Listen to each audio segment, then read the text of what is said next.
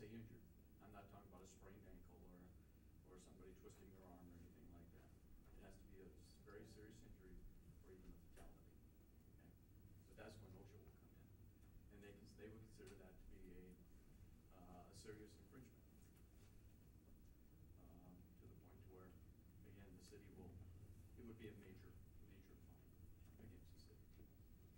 An employee goes out in the dam, they'll be required to have a fall arrest system, some type of cabling which they could grab onto in case they start to fall or whatnot. There'd be requirements to provide safety for them while they're out there. And without that, they consider that a major violation. Well, what I don't understand is why can't we run a safety cable? We can clip it on, take it off. We just have to hook it to the dam and then have something on the other side to hook it, and then we can clip our fall protection to it. I'm not saying you can't do that. I just don't understand why we can't come up with that solution. It's just we'd rather come up with reasons why we can't do it. I'm not saying you can't do that, but it hasn't been done in the past. Okay? And if those same kind of scenarios are going to be used, this is the way we're going to put boards on the dam this time. This is the way we've done it for 50 years, so we'll keep on doing it that way. Somebody gets seriously injured, you will have OSHA. They've never had a safety, the city people that have put them on in the past have never had a safety cable to use? They just walk out there? Really? No. They wore life jackets. Boat sinkers. Swimming suits. Really? Yeah. I mean, they're out there, you talk about that 18-inch ledge in water, it's slippery, Yeah. and they're out there with both hands occupied with boards. Yeah. You're talking about some serious safety issues if somebody gets injured. That would be a major violation. Yeah, I can imagine. The kicker on the cable too, and I'm not trying to be negative here, but it would have to stretch so far, hooking an individual up to that cable, it would still have too much give. It would still go, you can't get it tight enough to stop somebody.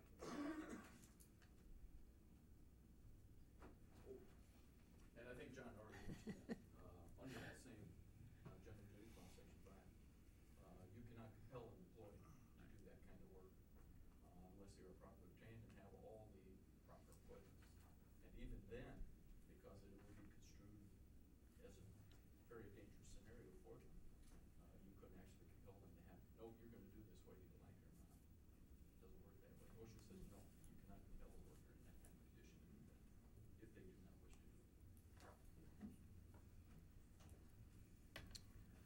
Okay, thank you, John, and thank you, Randy. So, council, let me hear you. I'd like to make the following motion, that the city retain the services of an engineer to determine a safe way to install or take out those boards. I would also state that the city be responsible for maintaining those boards annually. Thirdly, the city should obtain the rider for coverage on the river and the dam, and also the workman's comp for volunteers. And fourthly, that the city purchase the white oak beams from Wheelan's as opposed to the laminate that's been used. And finally, that the city requests volunteers, staff, to be involved with installing them. And I'll second that. It's quite a motion here. Yeah. Did you get all that? Yeah. It's quite a problem. Did you put in there the safety equipment issue? Yes. Training and safety equipment issue? Yes. Okay. That would So, have to they're my be. second That's a given. place. Do you want that on resolution? Okay with that? Okay, good. And I would think if you called the city of Des Moines, they must have something figured out that we don't, that they're welding out there and putting 30-inch high pieces of metal. I mean, so they must know something we don't. Well, they do have one advantage we don't, they get to drain that reservoir.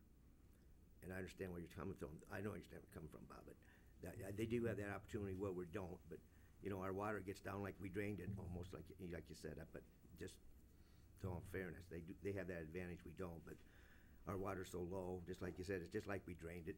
It seems like it looks like it, it feels like it, I understand that. Okay, I wanna make this perfectly clear, everybody understands Bob's motion for this resolution. And if, everybody, okay? You made the motion? And Holland? So we need a roll call. Hermson, Yes. Dollenbach, Yes. Lincoln, No. Vaughn, Yes. Davis, Yes. Holland. Yes. Motion carries. Too damn long. I don't get to vote? Last time she left you out. I wasn't offended. The resolution was too damn long, and that's why I voted against it. Okay. Let's go on here. Item 3, Jonathan Walter, review and discussion of FBO and airport manager contracts. Motion accepting Jonathan Walter's resignation and waiving the 60-day termination clause in the airport management contract.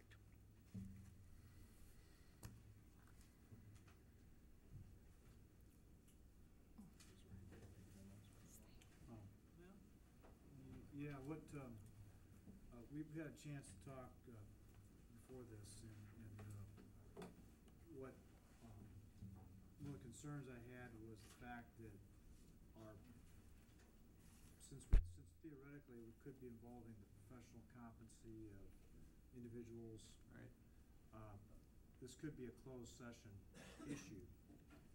I've had a chance to talk to the airport manager, and his intention is to proceed tonight, but his intention is to not get into professional competency issues, but rather to give a statement, to make a statement, and then ask simply whether the council is going to accept his resignation or not accept his resignation.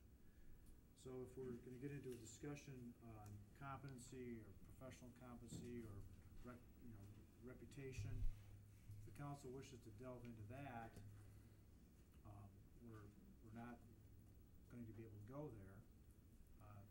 John has specifically given me a letter saying if that's gonna be the discussion of the council, he wishes that to be a closed session.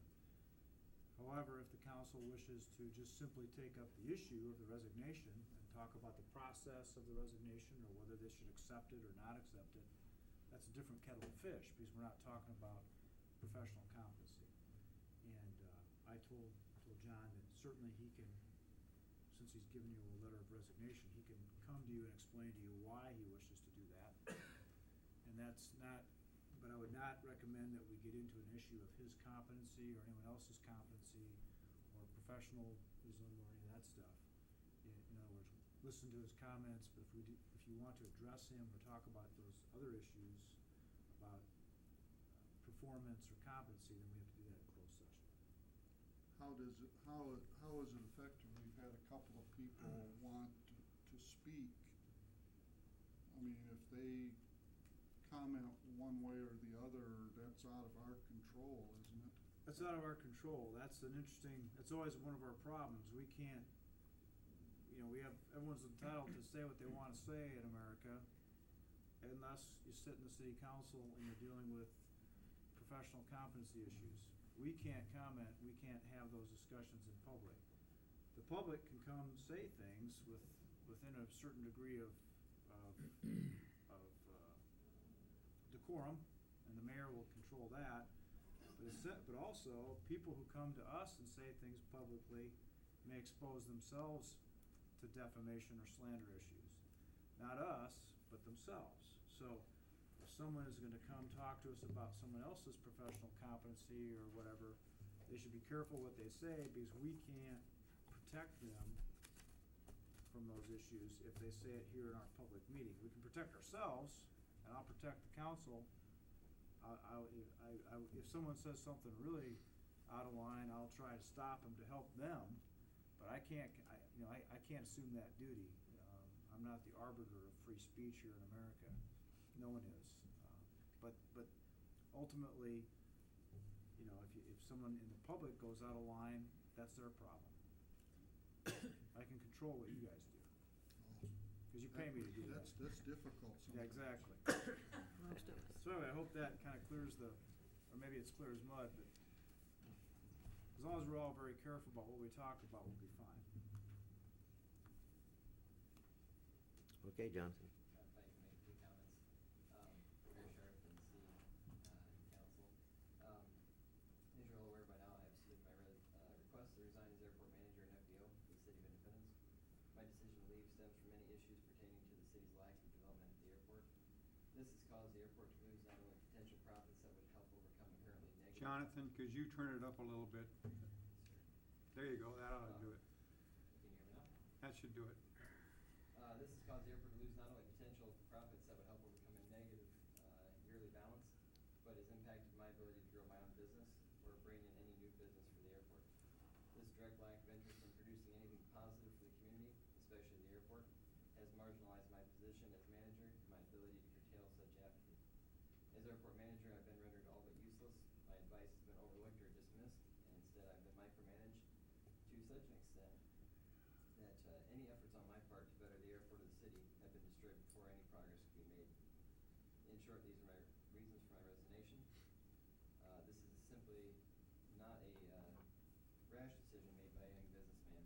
In my 4 years at the Independence Airport, I know what it takes to grow and thrive in this tough economic time, and I also know that no one else present here this evening has a greater insight, knowledge, or passion, rather than myself, to the inner workings of your airport. I feel my generous efforts to help promote and yield a prosperous airport would be much better suited when partnered with a more progressive and trusting municipality. Considering the incredible amount of support I've received from various friends, family, colleagues, and customers, I feel as though I need to express my continuing desire to base my business in Independence, as I have wanted to from the day I started. Unfortunately, my life is my business, and a business cannot run on hopes and dreams alone. Excluding any new proposals or alternate considerations to my contract offered by the city, I would like to ask the council for a motion to accept my request for a mutual 30-day resignation, making my final day November 15th. Thank you. Thank you, Jonathan.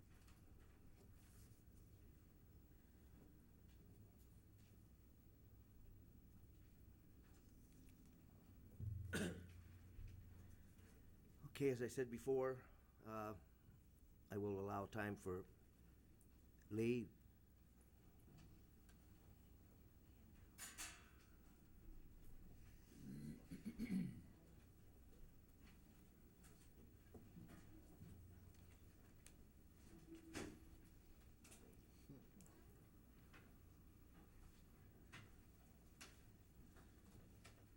Again, thank you. Lee Bowden, 200 17th Avenue Southwest, 50644. Mr. Stevens, I'm sure will keep me in line